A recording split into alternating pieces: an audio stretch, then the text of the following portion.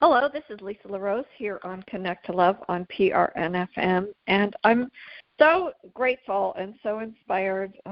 We did the show last week about love, and Michael, as my co-host, my amazing co-host, always inspires me to keep looking and exploring even further into the topic. And he sent me an amazing text that said, find things to love about you and your life. And it just really touched my heart, and I want to welcome you, Michael, and I'm really excited to explore this today because there is so much and so much power in those words.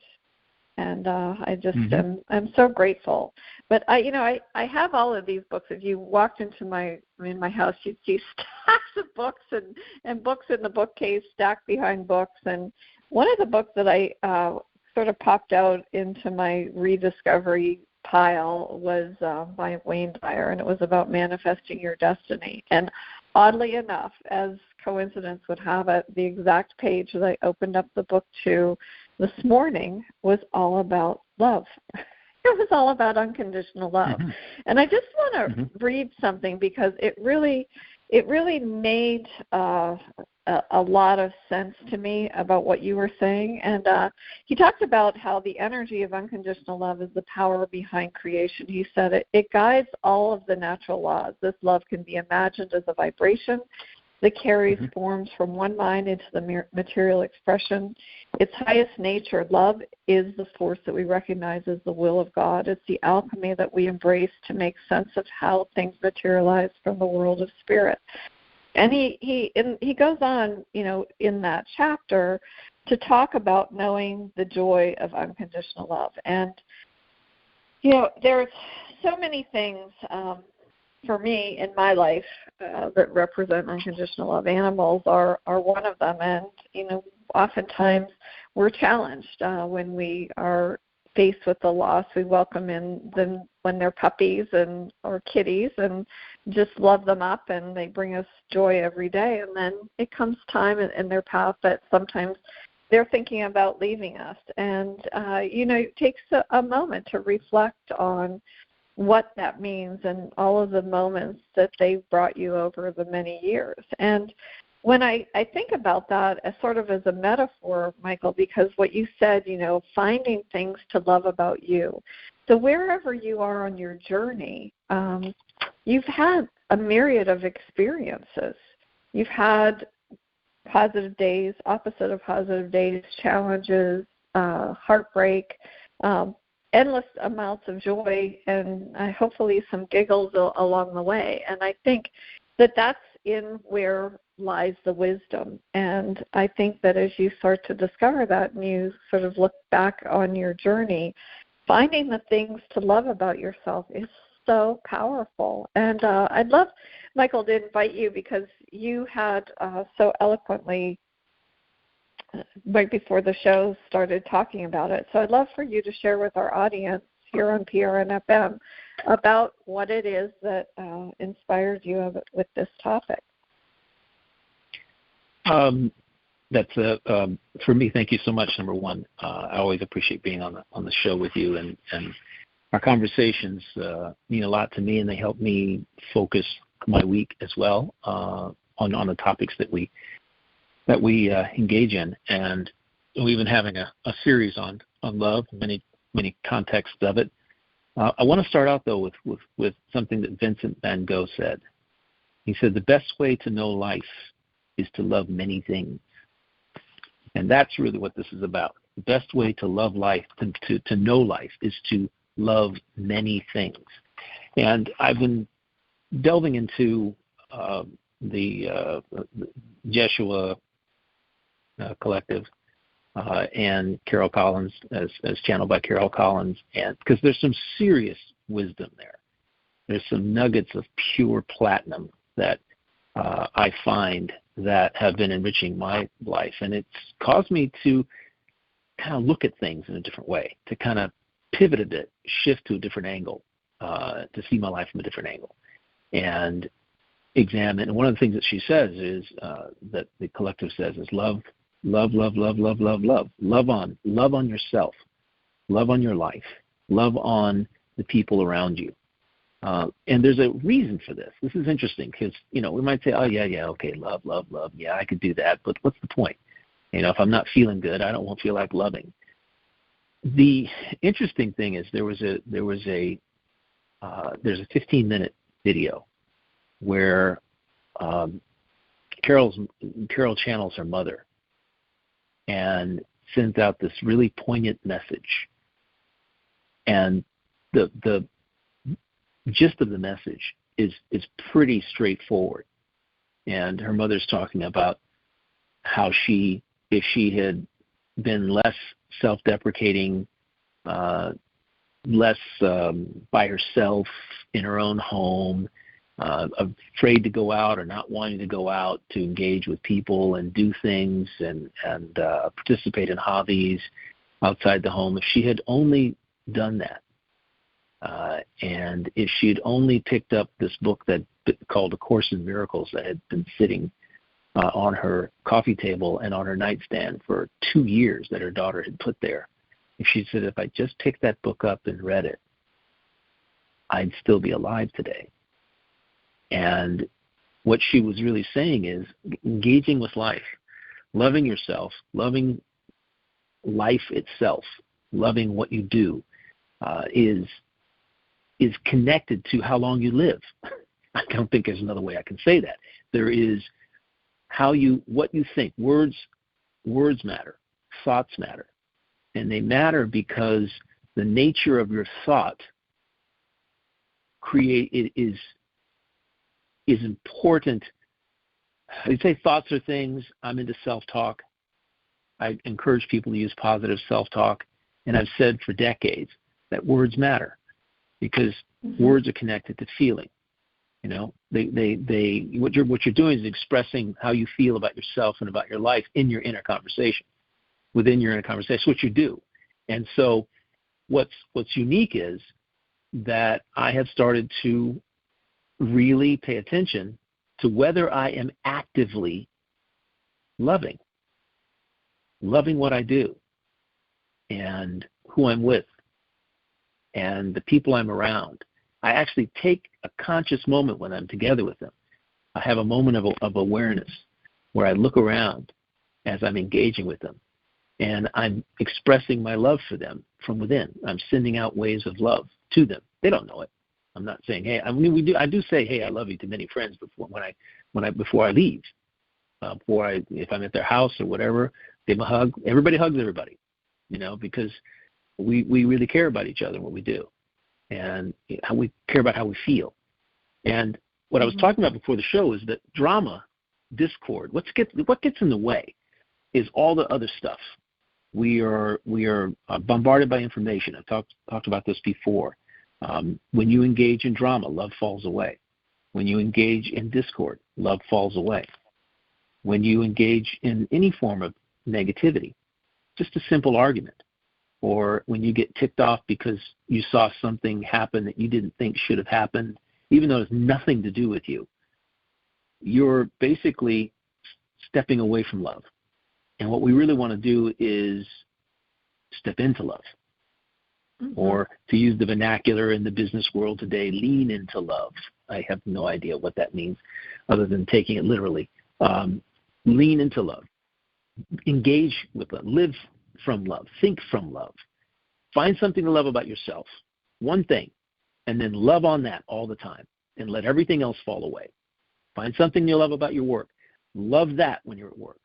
And let everything else fall away. Let love be the dominating factor versus being something that you negate as soon as something else comes up. Let it dominate your life, your awareness, where you are, your present moment, versus, the opposite.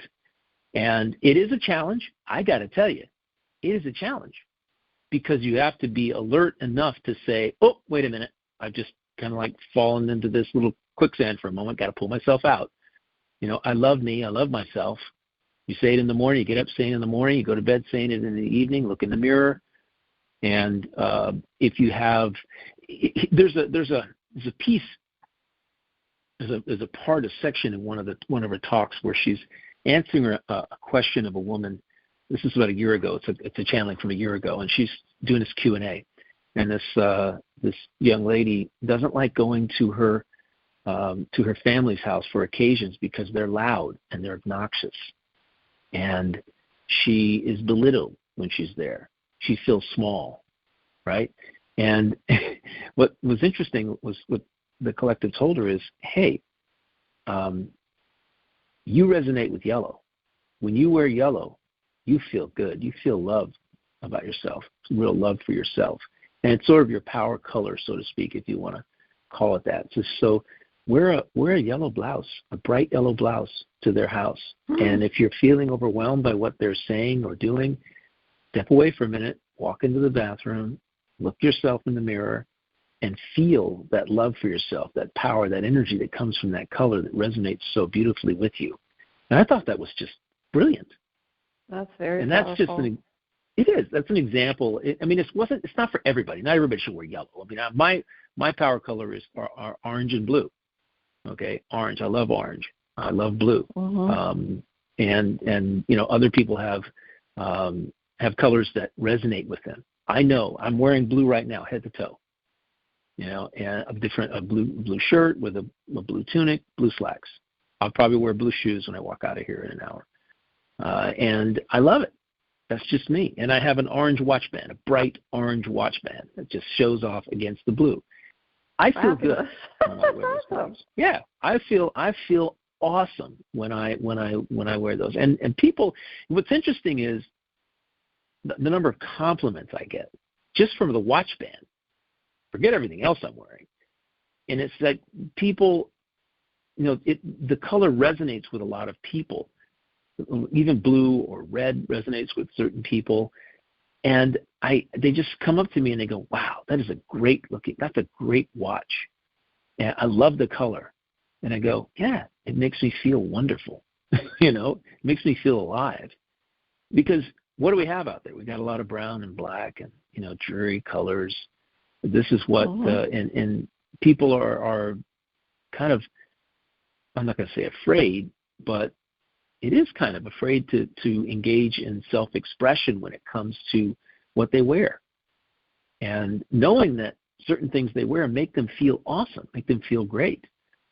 And so the gist of this conversation I'm having here with you is find something to love on. Find something. Everybody can find something to love on. Then love it, love it, love it, and love it some more. The more you feel love, the younger you're going to feel, the younger you're going to look, the more active you're going to be, the more powerful, empowering and powerful the energy you're going to be resonating, because love is a very, very high frequency feeling and emotion. It's just fantastic. So that's my take on it, and I know we're going to have some great stories out of this too. But I like what Van Gogh said. Yeah. No, I absolutely, and I appreciate the fact that you brought up yellow and the things that make you happy. I think sometimes we apologize for certain things that we like because it's not in the collective approval process, I guess, of what things are. And I was just telling the story the other day about when I painted my house. My house is brick, and I have a little bit of woodwork that I have to paint every few years. And so there's nothing special about the wood or anything on the outside of my house. So I decided I would paint it this peacock green and this Duke's orchid. It was like a deep burgundy and an off-white and purple. And I had my neighbor, a little boy, knocked on my door, and he said, "My mother doesn't like the color of your house." I said, "Well, you know what, Adam?" I said, "It makes me happy." I said, let me tell you, when you have a box of crayons, and if you want to color the sky green, guess what? It's your picture, you get to color it, and I get to color my world the colors that I like. And he said, "Well, I like it." But, every time I drive up to my house, it sets it apart, and I painted a really happy little sun on the top of the house, and it's sort of my own self-expression. It's a way for me to express my life and what makes me happy. And color makes me happy. And yellow, certainly is, I like to paint a kitchen yellow. I like lots of different colors in my house and whatnot. And I think it's a really good thing that to bring up, that you have to identify something that you can bring with you no matter where you are in the world, something that makes you happy. And I was thinking the other day about, I don't play the lottery, but when people stand in line and they have this ticket in their hand, and they all, everybody has the same chance. Everybody has the same chance to win the Powerball or whatever it is. But if you do, say you did win that ticket, would all of that money make you happy? That's a very good question. Would it make you love yourself more? So I was thinking about it, and I thought, well, what if you don't believe you could win the lottery, that it would ever happen? How in life can you really bring and manifest things? And that's sort of what I picked up Wayne Dyer's book about. And then I thought it sort of started imagining, so if you had this great life, what would it look like? And I think that when you start to love on yourself, so if you had this great, grandiose love, self-love, what would that look like? And start defining it. And I know that you have a vision board, and that when you start to create that and you start to really expand and invite that loving potential, that's where the magic happens. That's where, in A Course in Miracles, that's what they talked about. They said that, miracles occur naturally as an expression of love, that the real miracle is love that inspires. And I think that that's really where we need to find that point. So, I would sort of invite everybody to let you figure out what the ticket to your dream is, and metaphorically, over the next 2 weeks, buy that ticket, buy what it is that inspires you to love yourself, and then try to share that and really practice unconditional love. And no matter what happens, whether it's a challenge in line at the grocery store and somebody gives you a hassle, just you step back and you say, no, you know what, I'm going to love myself enough that I'm not going to engage in that. I'm going to let it go. I'm going to just allow no negative thoughts to be part of my field. I'm just going to really embrace that love. And I think that that's sort of how, as we start to embrace and we start to, garner like a savings account of those love bombs that we give ourselves. That's what I'm going to call them. That's how it allows us to stay in that field that Carol talks about, that we can really, disengage from the things that challenge us and recognize, that love is an unconditional presence within us, and it's our pure potential. I don't know. So, Michael, if you had a lottery ticket to love, and you could cash it in, what self-loving things would you do for yourself? For myself, I would. Or for one of the others. things I dream about is altruism. I find plenty of opportunities to be altruistic. Now, for our audience, altruism is the practice of giving without the need to receive any accolades, without people knowing, without the need or desire to be acknowledged for it. So basically it's giving through some process, giving something to someone and not needing to be recognized for doing it, or even letting them know that you did it. So if you buy someone lunch in a restaurant, you do it on the down low, where you tell the waitress, don't tell them who did this, but just here, give me their ticket, and you pay it. And after you're gone, you're finished with your meal, they're going to find out that someone in there thought enough of them to buy them a meal. Now, sometimes you could say on the ticket, you look amazing. Pay it forward, and or sometimes you just might not say anything. You just basically go ahead and do it and leave. I was at a place. I was at Biloxi last week, week before last, excuse me, and I was in the restaurant at the Beau Rivage casino downstairs, and they had remodeled the whole thing. It looks absolutely beautiful. But the same young lady who'd waited on us 2 times before that we were there, we go about 4 times a year, her name is Jenny, and she was one of the 2 times before that were there was last year sometime, I think just about August or something. There was a woman who was sitting next to us, and she kept asking how much things were. Like if I added bacon, how much would that be? And if I did this, how much? It was breakfast. And I said to myself, maybe she just needs to pick anything she wants. And so I called over Jenny, and I said, Jenny, come here a second. This woman over here, just tell her to get what she wants and don't worry about it. And give me the bill. And she went over there, and she very delicately told her, you know what? Don't worry. We'll take care of that for you. Not he's going to take care of that for you, but she found a way. She said, we'll take care of that for you. What would you like? What would you really like to eat this morning? We'll take care of it. And basically I was gone by the time the bill was ready before she'd gotten her food, because we got there ahead of her. But I had the comfort of knowing that I had actually contributed to someone's day, contributed some love and kindness to their day.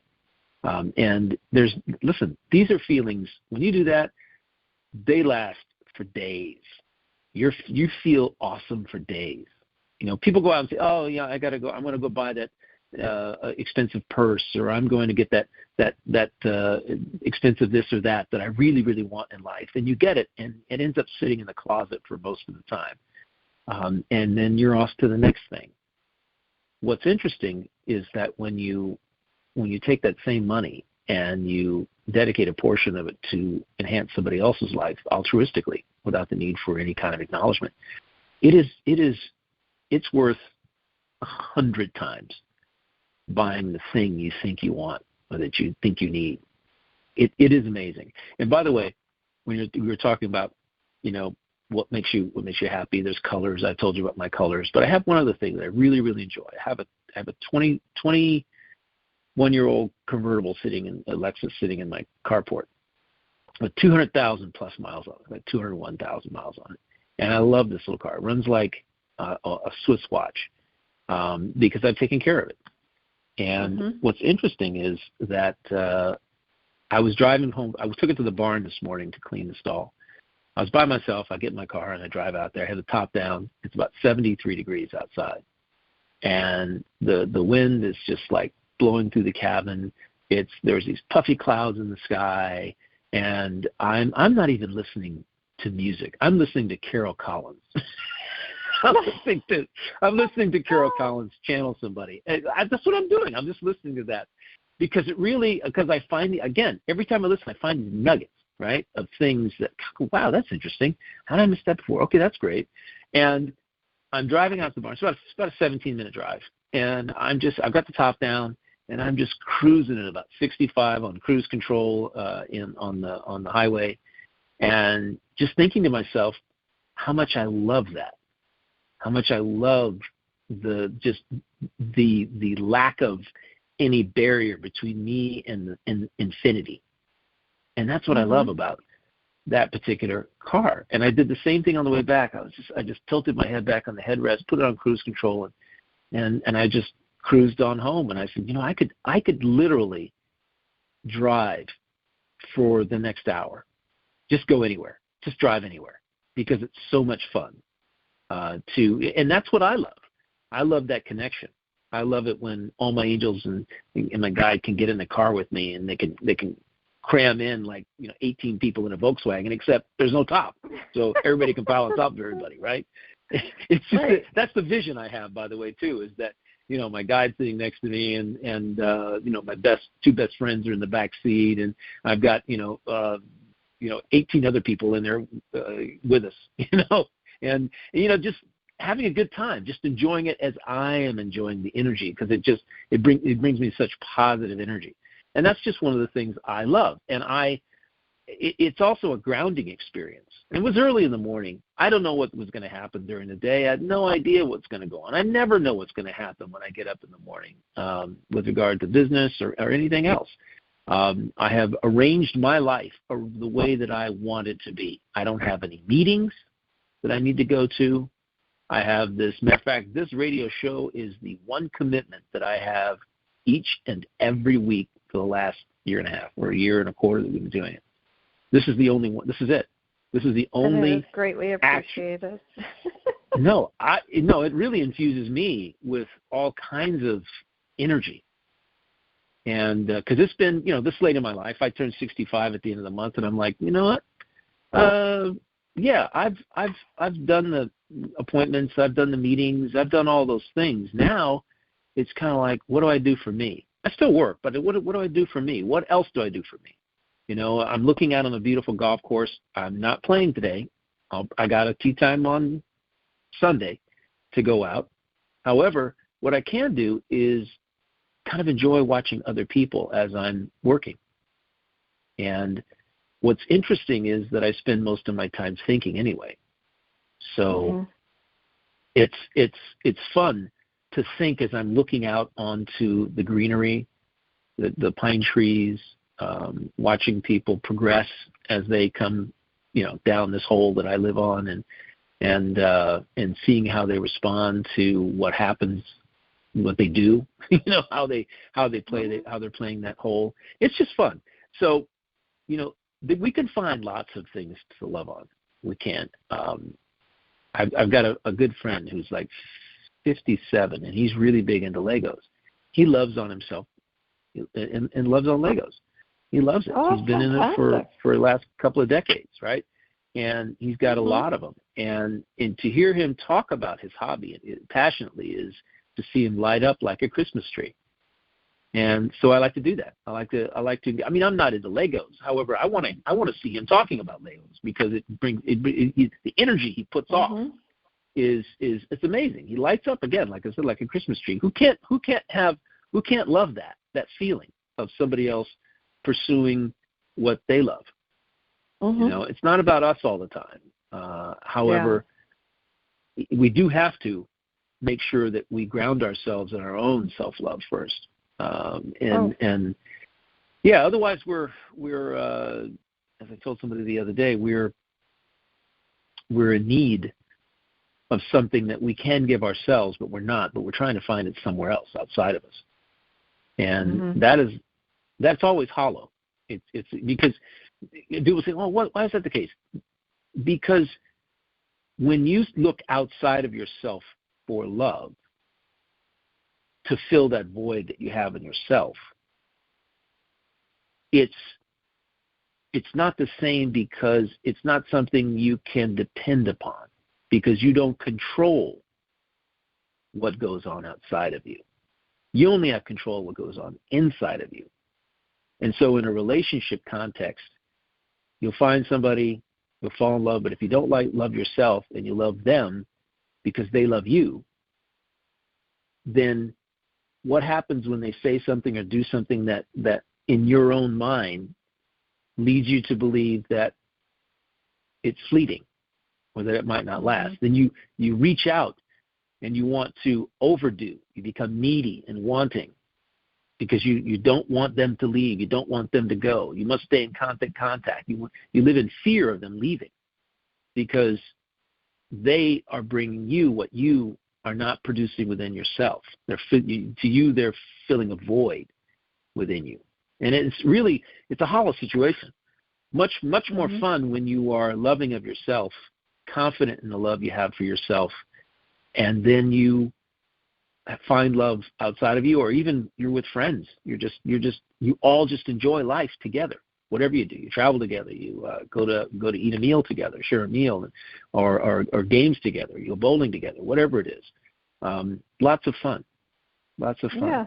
So that's my take. I think it's so interesting, Michael, with what you were sharing, because I think that there's been a shift. I don't know. I sort of feel it, and I can't qualify it, but I sort of feel that there's a shift in consciousness on the planet right now, that people are really starting to take a look at what's truly important to them. And I'm seeing it in social media posts. I'm seeing it in conversations around me. And I really do. I think that there is a transition maybe back to the simpler days that we had talked about dandelions and how they had been the elixir of life, and then all of a sudden it shifted. And I'm seeing a lot of things that were sort of pushed by the wayside years ago, and many, many years ago, and sort of a return to that. You seeing some people talk about homesteading and growing their own food, and that's loving to them. There are individuals that are sort of turning off the television and rediscovering their creative talents, things that they didn't know about themselves, I think. And I love that your friend likes Lego. I think that's fantastic. There should be no age limit. You see these things, they have an age on the box, or maybe you feel silly that you do that. No, but if it brings you joy, if it makes you feel love, and it's something that you do for yourself because you deserve it. And I love that. And I think about the allowing yourself to go into that creativity, and you have all of these little pieces. What a great metaphor for life. You have all these little pieces. I love it. And how are you going to put them together? What are you going to create? And it's really all powered by your imagination.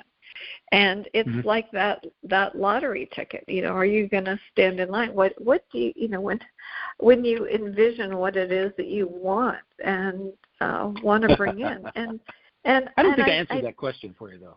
No, that's okay. You know what? You don't, because I think I do have an answer. You did, because you said that it's altruism. And I sort of love that. And I sort of feel the same way. I see a lot of these individuals that if I won the lotto, I would make donations to so many people that are helping animals throughout the planet. Maybe not be seen in the forefront, because that's something that's important to me. That makes me feel good inside. There's some feral cats in the community, and I trap as many as I can. Now, these particular ones could never be tamed, but I do feed them, and they know my car. And when I drive up the street, and I'll have a couple cans, and I'll be like, "Here, kitty, kitty, kitty, kitty," and they know my car. They come out. They won't come too close, but you know what? The joy when I do see them finally come for the food, it makes me happy. I mean, exactly. That's how somebody could say that sounds silly to somebody else, but you know what? It's what I do because I love myself. It's not what other people think that's important. This is very, very interesting. Absolutely. Because that you bring this up, because we have this desire to be socially acceptable, and to us it's important to be socially accepted. And the thing about that is, if you come at life from that perspective, you'll always diminish yourself and what you're capable of. And that is the one thing. I think the ultimate definition of self-love is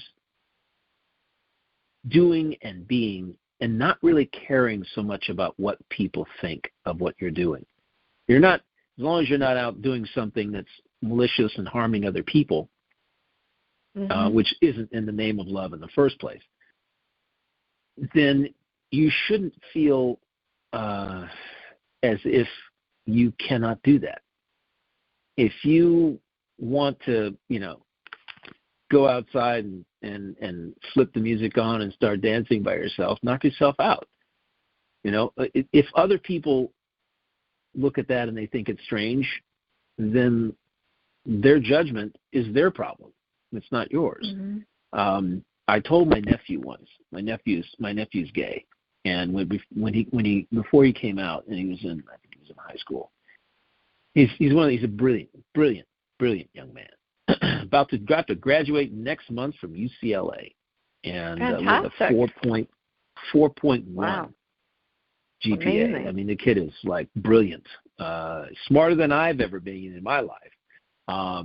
And I love him to death. He's amazing. He's grown up. But now I'm gonna challenge you on that real quick, because that's, to me, you are infinitely wise, and you are smarter in a different way. And that's, okay, hold on. Yeah, that's true. That's true. Okay, yeah, I'm incredibly wise experientially. Yeah, no doubt about that. And what I told him when he was in high school, I wrote it in a birthday card one time. I said, you know what? What other people think is none of your business. You keep doing what you do.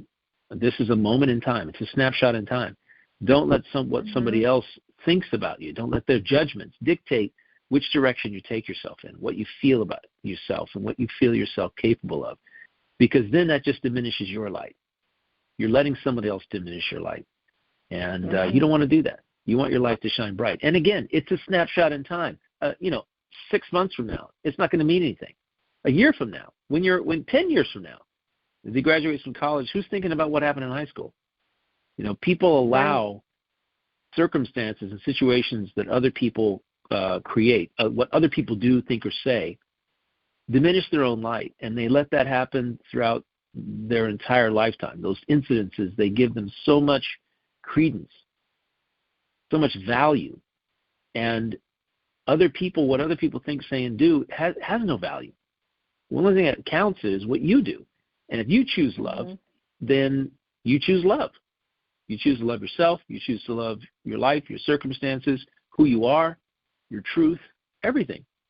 And he stuck by his truth, and he's an amazing young man. Yeah, I said that to many people. So, why let people who don't really know the essence of who you are, and what you're capable of, dictate to you how you should feel? Doesn't make any sense to me. However, what I do feel is important is that young people are told that they have value. Mm-hmm. We talked about this in several shows, that they are enough, that they have value, that loving themselves should come before everything else. Right. Yeah, because that's their rock, that's their foundation, that's what they fall back on. When things don't go as planned, loving yourself helps you heal much faster. The love you have for yourself helps you heal, and helps you put the pieces back together and move on. It also gives you a different perspective. It helps you understand that what you do, that whatever mistake, if you felt you made a mistake, you can learn from it and you move forward. You adopt a slightly different perception of yourself and life. And there's nothing better than developing a huge level of self-love. Right. Being able to say, no, I don't feel right about that. That doesn't resonate with me right now. No, I don't want to go do that thing. You guys go ahead if you want to, but no, that doesn't. And then they sit around and they tease you because you're not going, and you're going, well, so be it. I love me, and I'm not really in love with what you're suggesting I go do.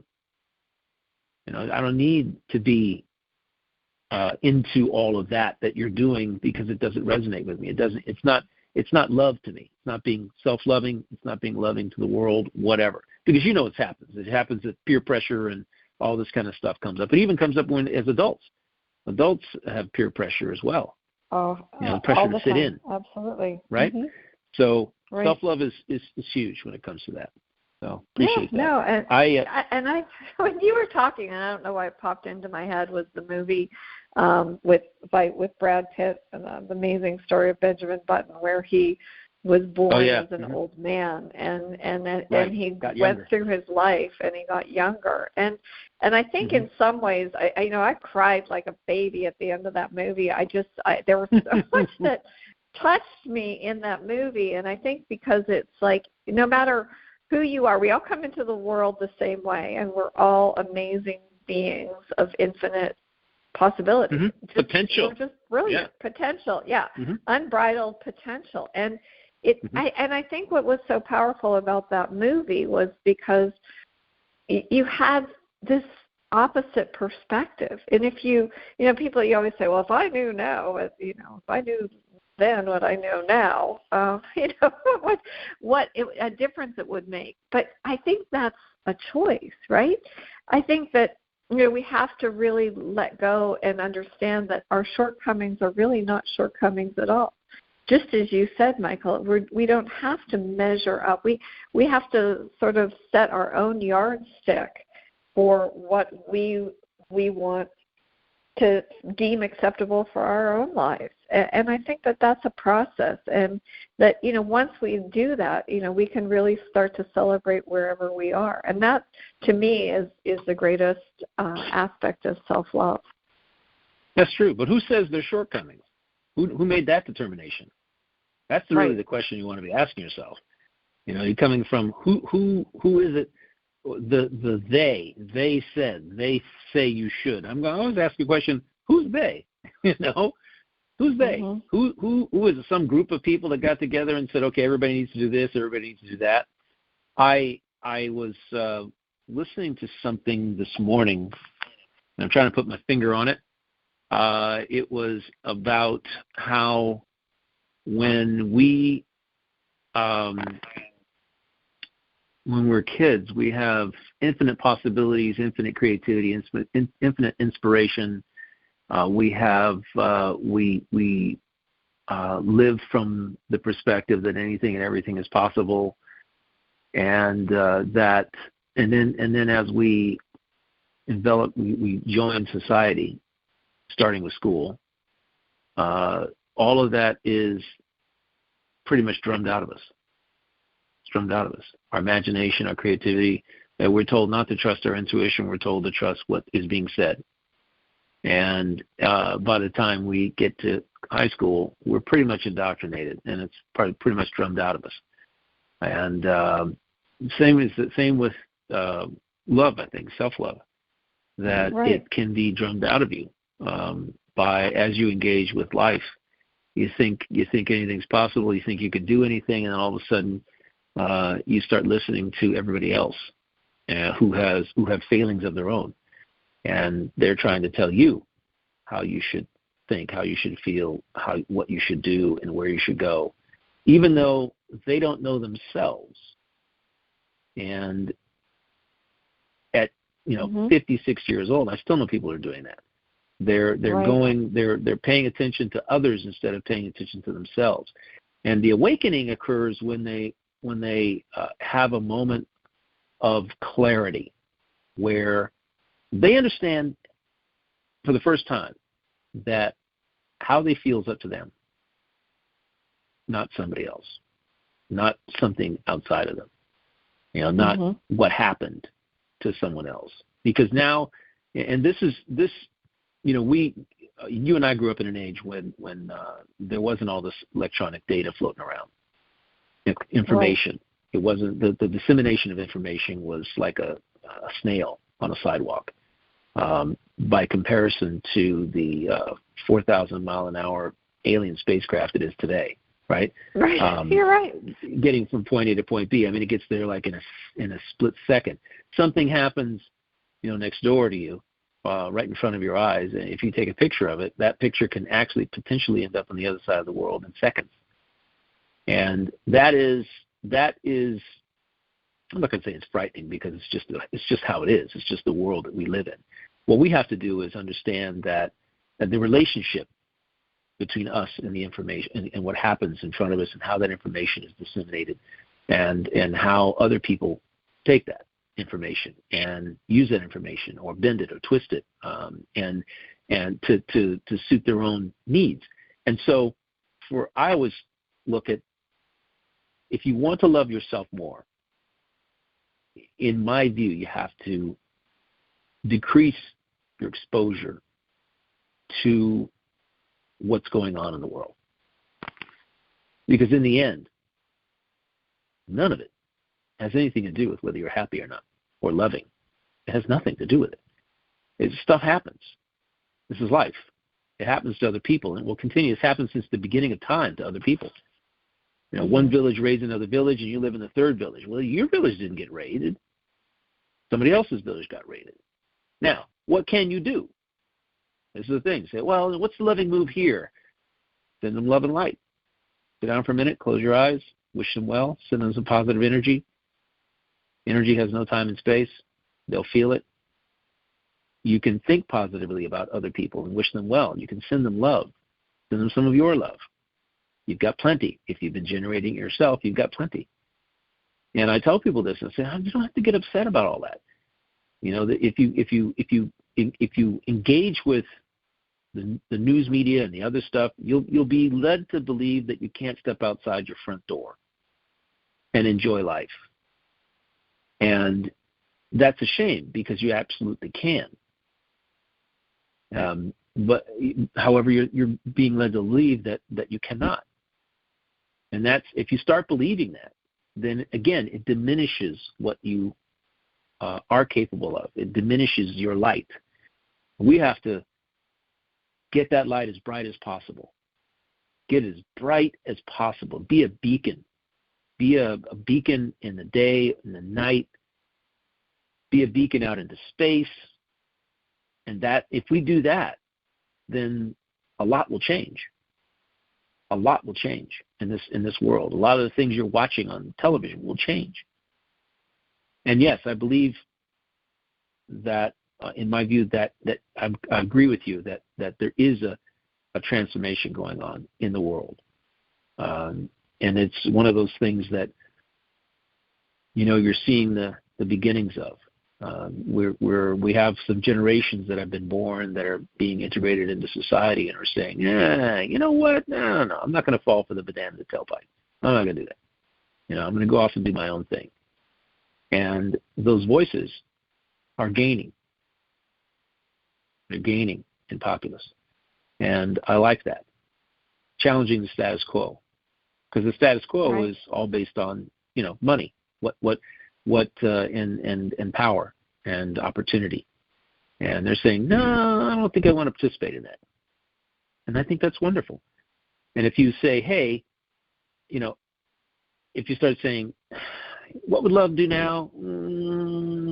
That it's sort of cliche-ish when you say it. However, that is the exact question we all need to be asking as we go throughout our day. What would love do now? Mm-hmm. I love myself, and what would love do now? You know, how would love engage with this situation that I've just seen, or just been a part of, or this thing that happened to me? Right? Yep. No, you're 100% right. You know, and it actually, it sort of some of the things that you were talking about, Michael, is like, it sounds cliche, but it took my breath away, because there's so much you just packed into the into that. And you know, it had me wondering, like, how is it that, you know, we got so separated, and how many of us really truly know what unconditional love is? You know, what is that? You know, you got the uncola. You know, it's like, what is that? So true. And because so many have put conditions on it. If you do this, well, then yes, you get that. Yeah. And I think absolutely. That's a really unconditional love is an absolute rarity. I don't even know. Oh my gosh, who is it that, you know?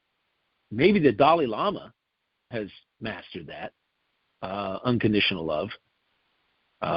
However, you know, he has the ability to completely and totally manage his whole world.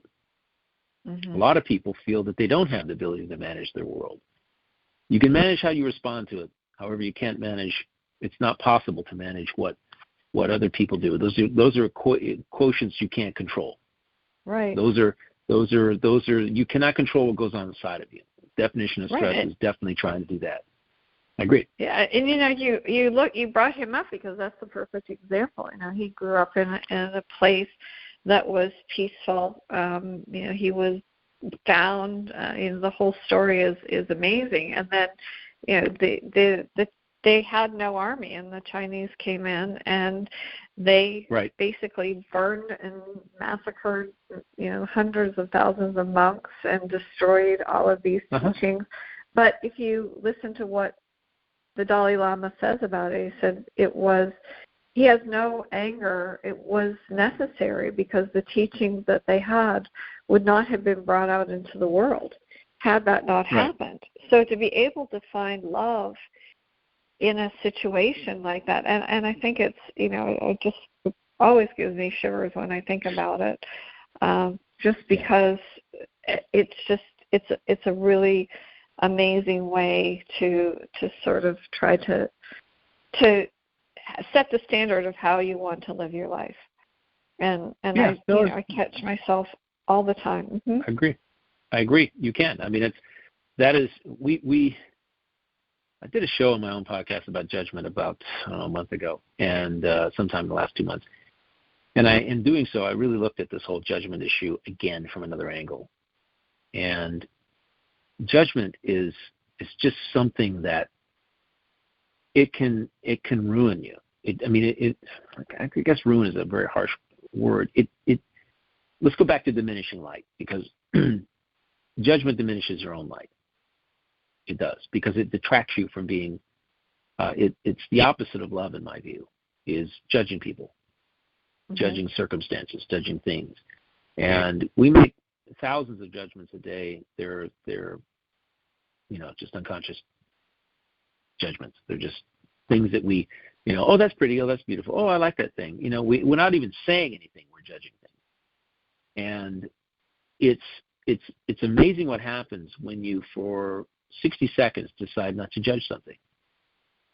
Right. You want to get your time back. You want to get your self-love back. You want to get your focus back in life. Refuse to judge for a period of time, as long as you possibly can. Because what we're judging generally is something that is what's beyond our control. However, one of the biggest things we judge is ourselves. You're right. We judge ourselves all the time for what we do, what we think, what we say. The ramifications of what we think, do, and say. We're always doing that, and it's if we just gave ourselves a break, then from judgment, self-judgment, that would really go a long way to opening the door or creating a pathway to greater love of everything else. Everything else. And that again, it always comes back to us, right? If we do for ourselves first, we must become self-loving, unconditionally self-loving. We find ourselves beating ourselves up, stop, and praise ourselves for having had that experience, because it made us wiser. Yeah, you do your best every day, and I think that, as Carol Collins said, it's always perfect. Always perfect. Everything is always perfect, and if you're aligning yourself with that, and truly, I think it helps to create a loving awareness in every moment of your day, even in the challenging ones. I have stopped myself so many times, and one of the things I think that she said also was that you fake it till you make it. So even if you're feeding the grid, even if you don't necessarily have that loving relationship with a member of your family, you just keep feeding the grids with it's always perfect. We do have that love, and soon enough, then you'll start to align with what is your highest, for your highest and greatest good, and transform what is in your life. And I think that that's really where we find how we empower ourselves to really be the best and to find that love in ourselves. And it's that connection to love. It's that choice of love. It's to love, and it starts with self. And I'm just, so grateful for this topic. And I'm actually going to let you close out the show. We have maybe like 5 minutes left, but I may peep. But, this is just so powerful, and I know you have so much to share. So I'm going to, thank you for this very, very powerful topic, Michael. Here's an interesting, I'm looking at this book called The Language of Love, and by Susan Paulus Schutz. I bought this book, I don't know, I think it was during my first divorce, like way long time probably ago. In the 80s, because she used to write greeting cards. She was amazing. I loved it. It was in the 90s. It was in the 90s. I don't know when this book was published, but I think I bought this in 98 or 99. But Johann Wolfgang von Goethe said Love does not dominate, it cultivates. Love has power to give in a moment what toil can scarcely reach in an age. I'm so glad that you are here. It helps me realize how beautiful my world is. No, that's beautiful. Amazing guy. Amazing guy. And here's my suggestion. Go out and buy a book on love. Buy Rumi about love. Every day, look at something. Read something about love. Read something in the book you buy about love. There's lots of books on love out there. There's lots of great poems and stuff. This book I have by Schutz is awesome. And she's basically put together a book of other people's quotes, which is fantastic, about love. And what I find is that from the moment we wake up in the morning, we have to establish a habit of doing something loving for ourselves from the moment we get up. And, for me, it's like saying, I'm a beautiful, passionate, loving, giving man. If you say that before you get out of bed in the morning, or you say it in front of the mirror when you're about to wash your face or brush your teeth or whatever it is you do first thing in the morning, even before you get coffee or, leave your bedroom, do something that assures and embeds the self-love you have, the love you have for yourself. You got to start the day out right. If you're going to start the day out right, that's what you do. Don't turn on the TV and watch the tragedy of the previous day. Do something that is self-loving. Say something, do something, be something, whatever it is. Develop a habit, a new one. Okay? That's beautiful. It's been a wonder. And I just want to echo in that quote, I'm so grateful that you are here, Michael. And I'm so grateful to all of our listeners that join us for these amazing conversations. And, I just am. They are amazing, aren't they? They are. And I have a smile from ear to ear as I find myself. I do too. So often. Love life. Love the evening. Yeah, absolutely. And enjoy an amazing week, and looking forward to continuing our next exploration here on PRNFM on Connect to Love. Thank you so much. Love to you.